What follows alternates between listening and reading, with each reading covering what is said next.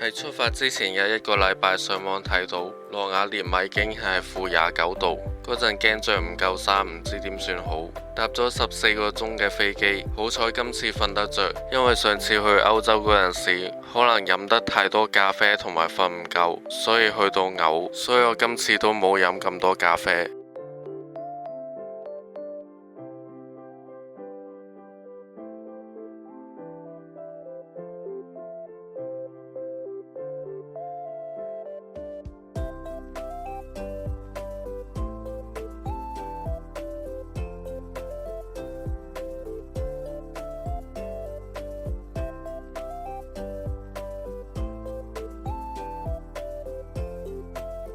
嚟到赫爾辛基，知道芬蘭出名桑拿，所以試一試。我哋仲喺附近放無人機同埋影相。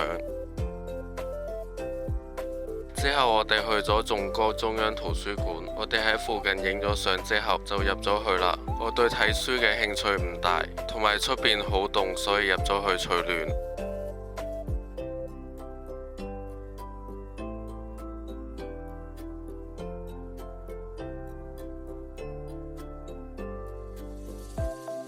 去到第二日，我哋去咗哈卡連米市場，我哋喺入邊飲三文魚湯，之後就搭飛機去羅瓦涅米啦。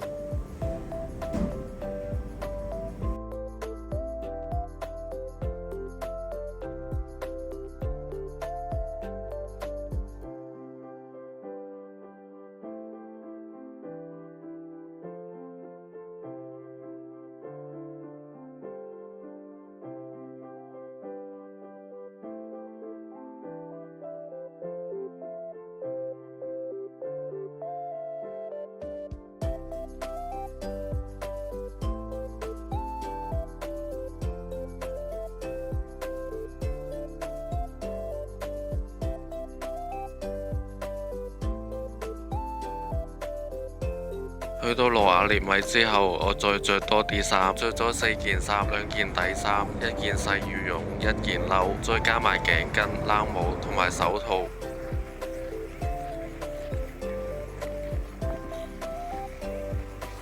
去到羅瓦涅米之後，我哋仲食咗鹿肉，佢嘅口感同牛肉差唔多。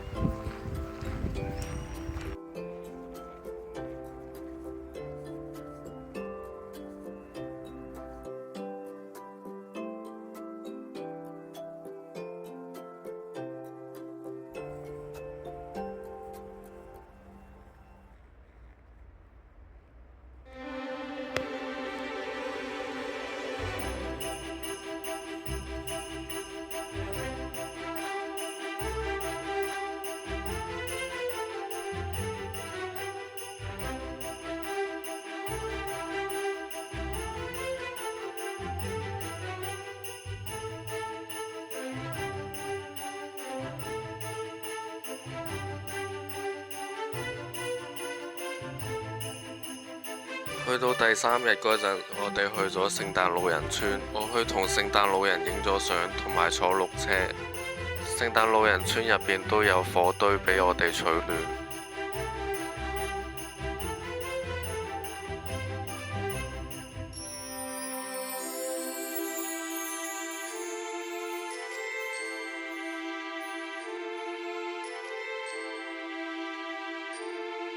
我喺坐綠車拍片嗰陣時，部手機自己熄咗，可能係因為太凍啦，所以熄咗。我發現當氣溫跌到-20°嗰陣時呢，就要幫手機貼個暖貼，咁樣手機就唔會自動熄機啦。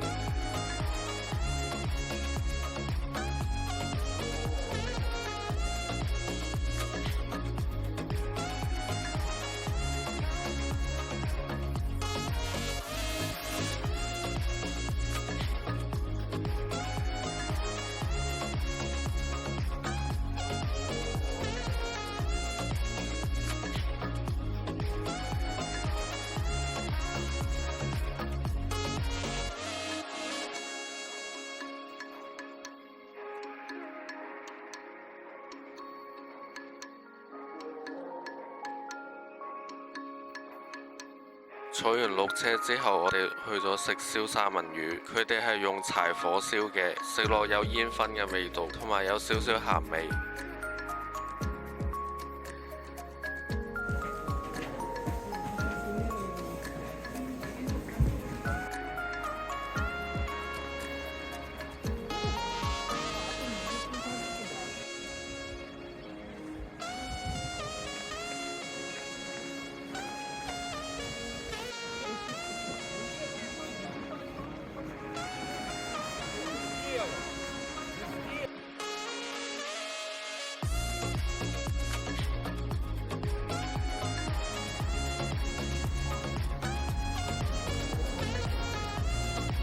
原本我哋係諗住喺羅瓦涅米度睇極光嘅，但係因為極光指數唔係好高，所以我哋睇唔到。最後我哋去咗行山團，行山之前佢哋會俾個防寒衣同埋個鞋俾我哋。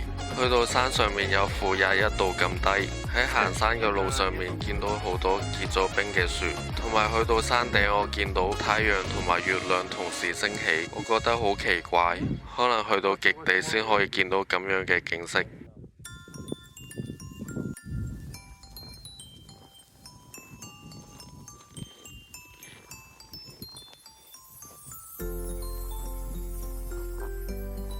行完山之後，我哋去生火燒腸仔，導遊用嘅係打火石，佢話因為太凍，所以火機用唔到。